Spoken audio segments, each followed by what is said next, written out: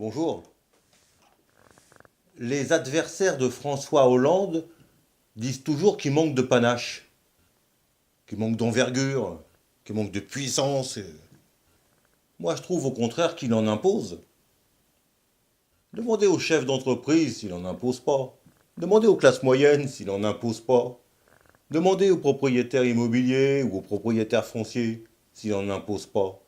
Il n'arrête pas, il fait que ça, il impose. Alors, justement, ce matin, à la radio, il fait une déclaration et il dit: une baisse de la fiscalité en 2017 est possible. Eh oui, c'est possible. Il dit pas que ça va exister, il dit que c'est possible. Vous voyez comme il nous tient en suspens? C'est possible. Par contre, ses adversaires, eux, ils disent que sa réélection en 2017, c'est complètement impossible. Vous voyez comme c'est lourd? C'est impossible. C'est la falaise, quoi. Alors que une baisse de la fiscalité est possible. Vous voyez? Vous voyez comme c'est léger? Vous voyez comme autour de cette phrase, il y a- il y a l'air qui circule, il y a tout l'espace qui se remplit de probabilités et d'espoir.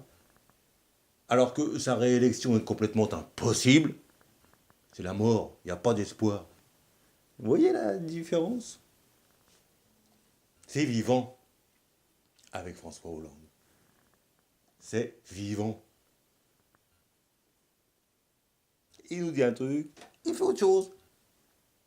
Il nous emmène par là, et en fait il va par là. C'est... C'est vivant.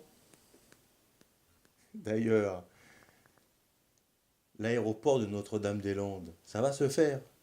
Il en fait une affaire personnelle. Ça va plus s'appeler l'aéroport Notre-Dame-des-Landes. Ça va s'appeler l'aéroport Notre-Dame d'Hollande. Voilà. C'est comme ça.